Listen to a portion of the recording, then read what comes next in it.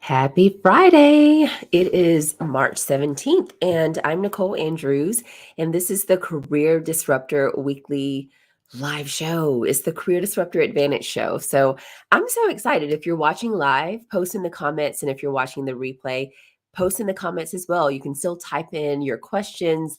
I'll go back and take a look at those. But if you have any questions today, we're going to be talking all about time management. The reason I'm talking about this topic today is because I recently led a session with the Greenville Pace Setters group. And even if you're not here locally, you're watching me from somewhere else in the country or the world, it's still relevant, right? Time is still one of those things that nobody has figured out. There are a lot of myths around time management. So even though I'm going to be talking with you today about time and how to master your time and protect it, you still have to find your own method. But I'm going to give you 3 specific tips and a bonus tip at the end. So make sure you stay until the end. So let's dive right in. I talked about this topic this week, so I thought it would be relevant for me to talk about it again and maybe go a little bit deeper um, on this session into things that I really didn't talk about. Although we had an hour to talk about things, I still thought about a few things that I would have shared if I had to do it over again. So, the first thing that I want to talk about is someone in that session asked me a great question. They asked, Nicole, how is it that you've been able to go after and pursue 2 master's degrees? I did that well over a decade ago now, while working full time. I also have built this business on the side while working full time, and now I'm full time into my business as of March 2nd of this year. That was my first year anniversary in my business as a full time entrepreneur. And one of the things she asked was, how have you done all of these things? How do you manage your times? Do you have actual goals? Do you set annual goals, quarterly goals?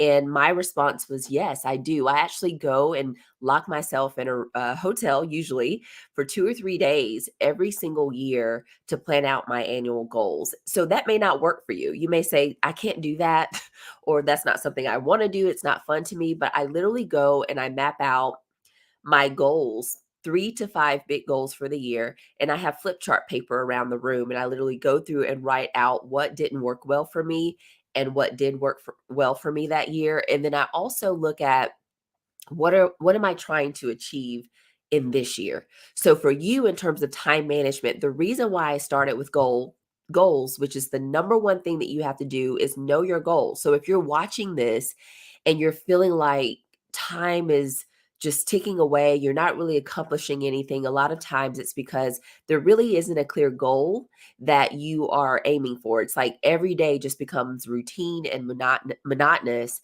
and you're going into work and maybe not feeling any progress because it's like, what am I really working towards? I'm not really excited about what I'm doing, or I don't see that I'm making any progress towards what I'm doing. And so that's where a lot of people become demotivated. They're not motivated because they don't really have that goal that they're stretching towards. And so this is one thing that I want you to think about for time management. What is your one goal? Doesn't have to be a lot of goals. And what is your one goal? You can even break that down. What is your one goal for this week? So for you, maybe it's family time. Maybe it's spending time with your family more. So you may decide that your goal is to set aside 2 hours every single week or every single day to spend time with family. If you are a parent, to spend time with your kids. I have different days of the week that I allocate for my daughter from an academic standpoint. So we do Math Monday. So usually on a Monday, we're focused on math related things. And then that also gives me dedicated time with her to ask her about her day. How are things going? We also have Technology Tuesday. So we dive into technology, the different types of technology, and learn about different technologies and how we use them to make our lives easier and to solve problems. And then so on and so forth. Every day has a purpose and every day is tied to a goal. So I want you to think about that for yourself. What is your goal? Another example of this is employee retention. So, if your goal at work, for example, if you are a leader, you're leading a team, and you are trying to retain the employees on your team, one of the things that you can do is look at your employee retention indicators. And I'm going to give you just a few here. One is, is there a workload issue? are there so many things that are happening where people are feeling tension and burnout because of the workload? And if so, how can you help manage that? Maybe delegate, or maybe hire freelance support, or hire contractors, or hire, maybe you can't even hire right now. So is there a way to reallocate the work in a way where it's more balanced? Maybe there are some people who have, high achievers tend to get a lot of the work placed on them. So maybe everything is being dumped on one person, and I hate to say the word dumped on, but it is, it's true. Your high achievers and your high potential tend to take on a lot of things, and so your high potentials will have more and more and more work added to their plate, whereas others may be wanting more and more work, and so it's how do you balance that workload out in a way that makes sense? That's one thing. Another example of a goal is visibility. So for me this year, one of my biggest goals was to build brand awareness as I'm building out my business as an entrepreneur. And because I have two different sides, I work with organizations as an organizational consultant, doing leadership development, doing diversity, equity, and inclusion. But I also have the career coaching side where I work one on one with coaching clients around their career, setting a clear vision, setting a clear career strategy based on their goals. And oftentimes it's how do I stay accountable to those goals? They may know what those goals are, but how do they stay accountable? And that's where coaching comes in. So you can see the results that you're looking for and have that support and community to help you do that. But again, those are examples. One of my things was visibility. So that's why I'm doing this live show. I will tell you, I get some views on the live show and some likes on the live show, and sometimes I don't. But my focus is not on the likes. My focus is not even on the number of views at this stage, because if I let that get into my head, if I have zero views or if I have zero people show up live, then I'm going to stop towards that goal. And the visibility goal for me is really 52 episodes by the end of the year. It's that simple. That was one of my biggest goals, was to have 52 episodes of this weekly live show by the end of this year, which I've talked about before. And I can easily measure that. By the end of March, I should have 12 to 13 episodes completed. This is my 11th episode. So, yes, by the end of this month, I am on track to meet my quarterly goal, which ties into my annual goal. So, it helps me in terms of where am I focusing my time. I show up here weekly, whether people show up or not, because I want to build that awareness.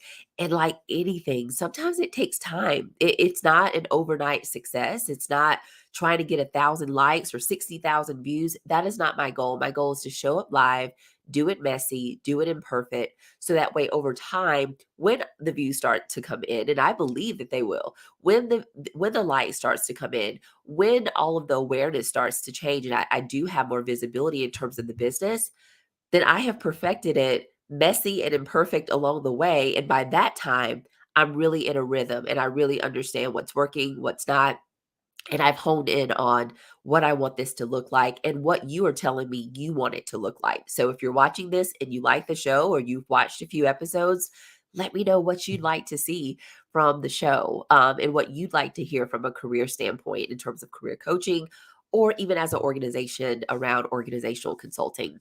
So that's a goal. Usually when we're trying to balance time and we're trying to manage our time, we really don't know what our goal is. If we're trying to spend more time with family, we don't really know how many, what is realistic based on my work schedule and my home schedule. How much time can I devote to both in a way that feels right?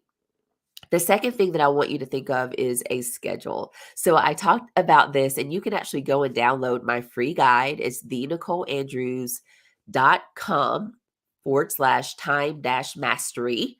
Again, that's thenicoleandrews.com/time dash mastery. And you can actually go through these steps. But one of the second piece of time management and protecting your time is really having a schedule. So if you know what's coming up and you have a schedule, whether it's through your calendar, whether it's through like a physical, I actually have a physical calendar that I buy every single year that literally I can write out my whole year and what's happening every month, what's happening every week, what's happening every day. And I also have that digitally. So for some of you, it may be a lot. So you just may have a planner that you use. I've used planners as well.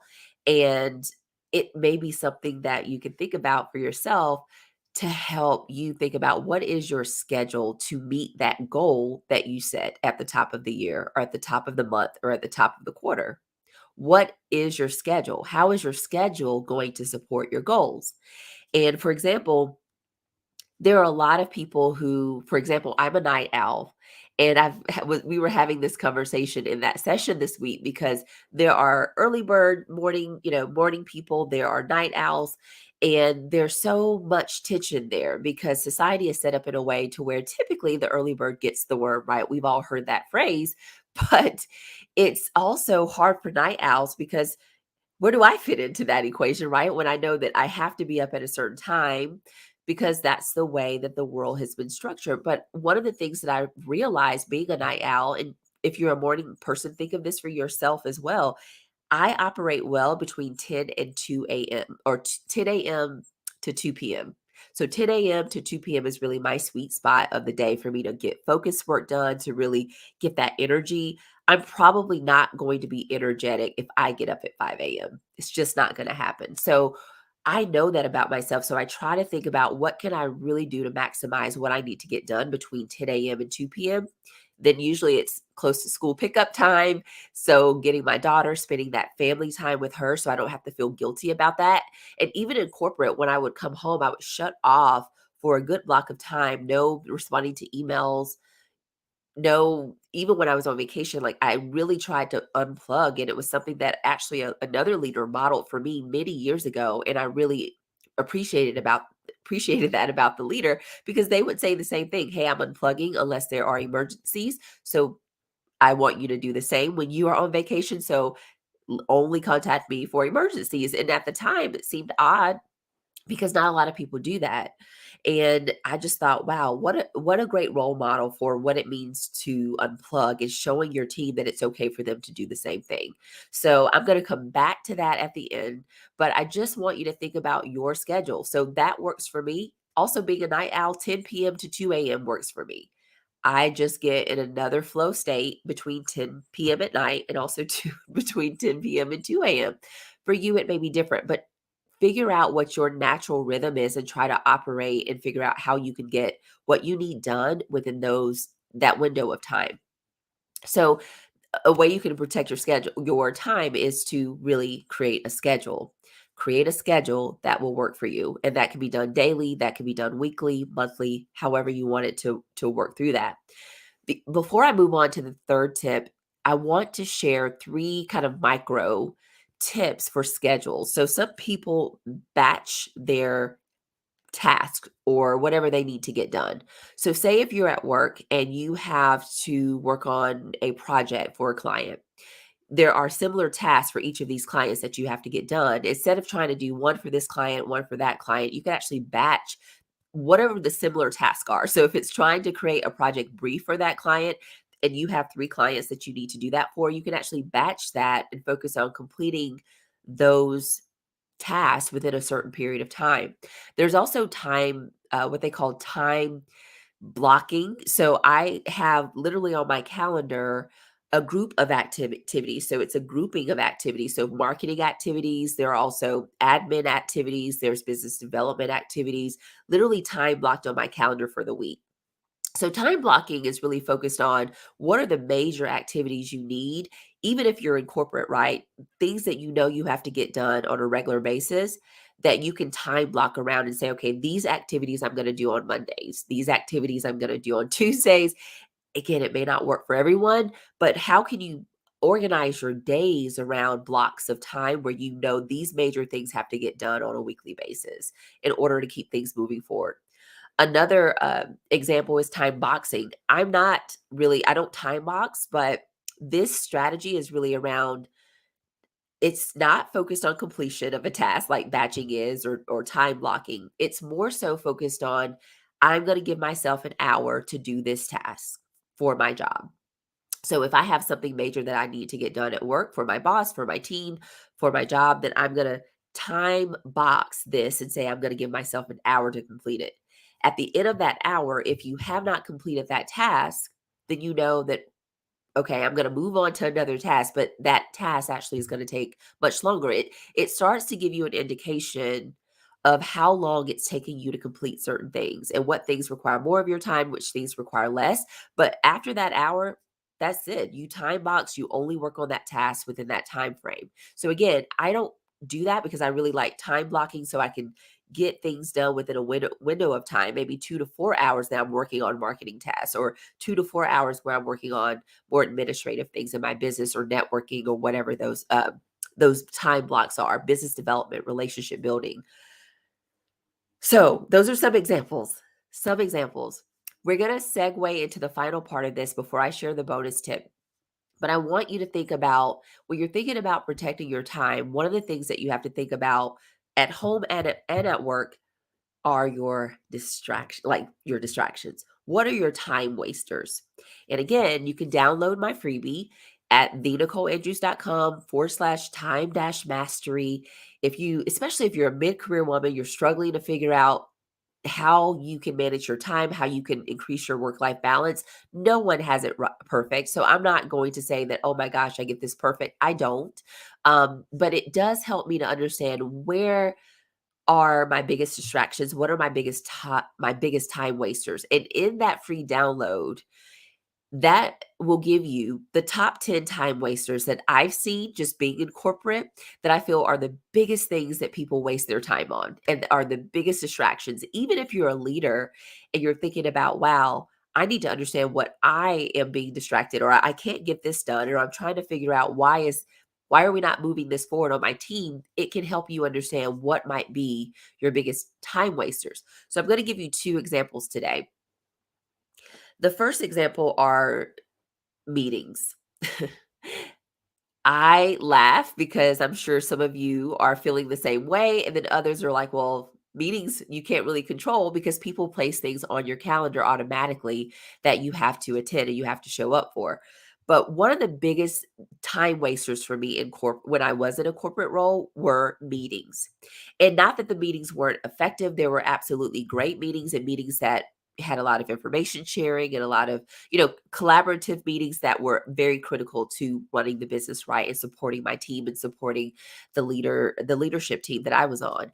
Um, but meetings are what I find, and even from my work from an organizational standpoint, is that people are busy trying to get their work done before they start their workday, their official workday, or at the end of their workday, literally at night when everyone else is asleep, when everyone else, because they are in meetings all day.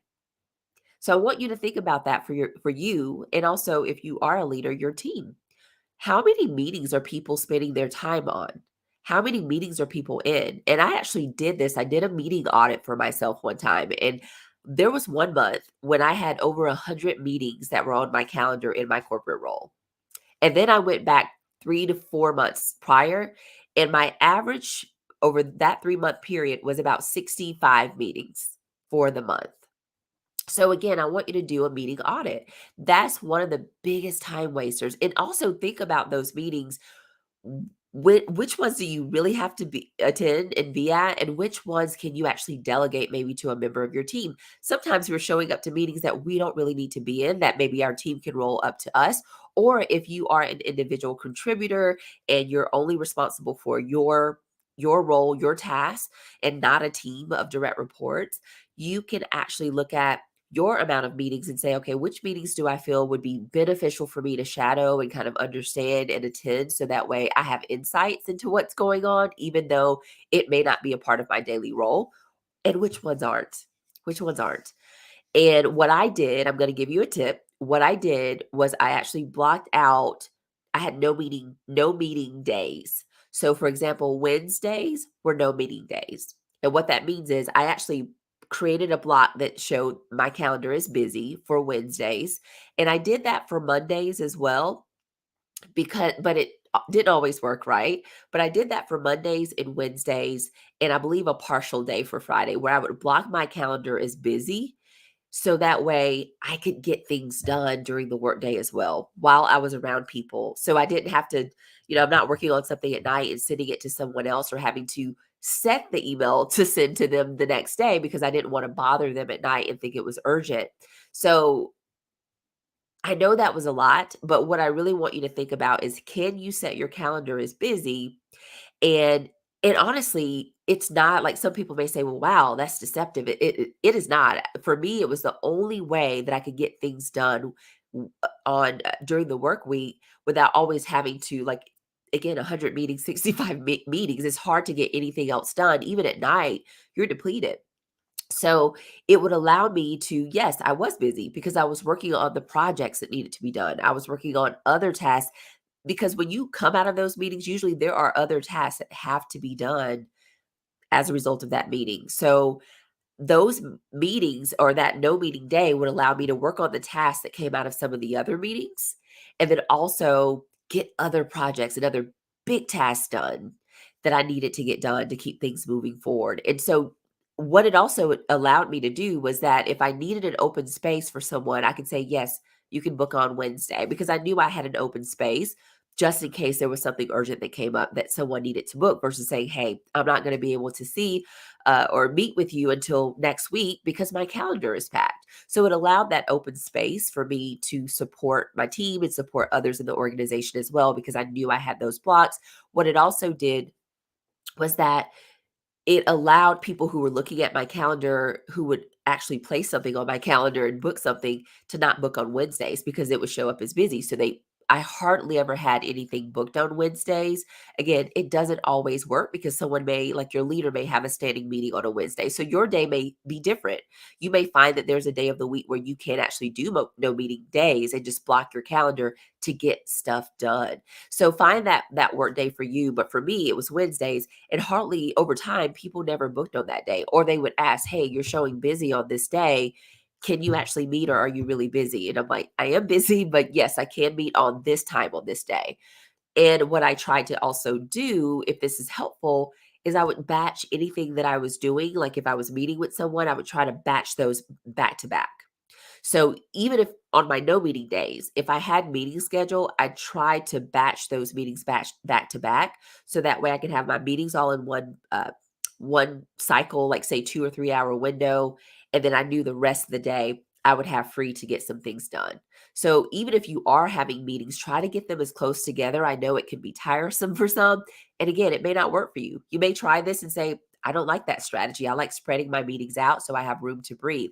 For me, it just worked. So I knew that I was going to have meetings in a certain period of time, and then I could move on to focus on the outcomes, or what needed to happen as a result of those meetings, or anything else that I needed to get done, versus, oh gosh, I'm in a flow and I have to stop 2 hours later because I got another meeting, and then I get back out of that meeting, and then I'm in another flow state, and then I have to stop for another meeting. It just interrupted my day. So think about what's going to work for you, but think about your time waster. The other thing that I want to share with you, the last thing before I share the bonus tip, is this concept of perfectionism and procrastination are two other time wasters that really stop people from protecting their time. So if someone is trying to protect their time at home, but they want it to be perfect, right? They're procrastinating on something that they need to get done, or they know that they have this project for school that you have to get done with your child. It's like, oh my gosh, I've said yes to so many things that I cannot possibly get this done. It's trying to say, okay, does it have to be perfect? What's the best way to do it? Can I start this project now and work on it in phases? It seems so simple, but it's something that I've had to learn, is that I can't always get to things and knock it out in one huge batch. When I was younger, I could just knock it out and just focus on it, but I actually need time to batch and to, again, work on smaller phases of the project, especially when it comes to school related projects with my daughter. So trying to find days where it's like, hey, we're going to do this part of the project today. Okay, tomorrow we're going to do this part of the project, and so on and so forth. And even at work, you can apply the same thing. One of the things that I realized for me, again, going back to the visibility that I talked about earlier, was this whole perfectionism for me. I would not show up because I had clients already and I had all of these other things going on that I was delivering on last year. But one of the reasons I didn't show up as well was because I wanted it to be perfect. I wanted perfectly edited videos. And I have some of those videos that I've edited myself, and they look great, and I have all of these captions over it and all of these great things and transitions and music, and but it takes a lot more effort than just showing up live and being myself and just trying to share value in the world.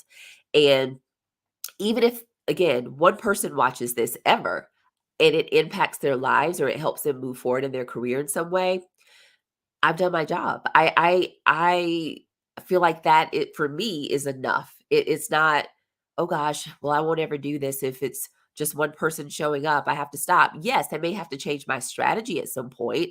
This may look different in the future. I might try something else after the 52 episodes are over. I'm not sure.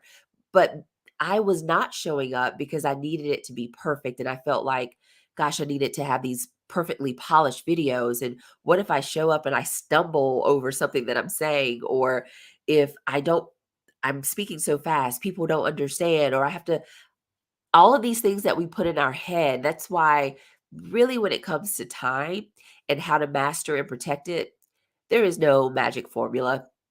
There is no magic formula. Sometimes you have to take a step back, which is the bonus tip. So I've talked to you about what are your goals and how are you managing your time around your goals based on number 2, a schedule. And then once you have that schedule, what is stopping you? Number 3, what is your time what is your time waster? What is something that's distracting you from meeting that goal? So for me, it was meetings. I couldn't get anything else done. So I had to reorganize my meetings. For my business as an entrepreneur, it was really perfectionism and procrastination because I wanted perfectly edited videos to go out. And that just wasn't going to be reasonable right now at this season of my business. So I just needed to show up imperfectly. So, what is that for you? What can you do to identify your top time waster, create a schedule so that way you're moving things along and you know what you need to be focused on, and then tie that back to your goal so you see progress towards your goal? Because one of the things that you'll find, and I heard someone say this before, so it's been imprinted in my mind that structure is freedom. When you have structure in your days and when you feel like, some people hate the word structure. They don't like processes. They feel like processes are too rigid and it's too controlled and there's no flexibility and spontaneity in processes or structure. But a lot of times that chaos is not conducive to everybody. So the team finds themselves, if there's no structure, you may find yourself having a hard time retaining people. You may have a hard time onboarding people because, again, there's no process in place. There's no structure. There's no goal that everyone's striving towards. It's just, hey, come in and do this. And no one is seeing how this relates back to a bigger goal. And no one understands what they need to be focused on because they're all of these distractions and all of these time wasters. And so I really want you to think about mastering your time and protecting your time through a schedule, setting clear goals, and by identifying those time wasters and finding ways to navigate that and mitigate those. So that's a lot. That's a lot. So I'm going to start winding us down for this weekly live today. But your bonus tip is this: rest is also a part of your time management strategy. And sometimes you can't even focus on this because you just need to rest because you're so exhausted.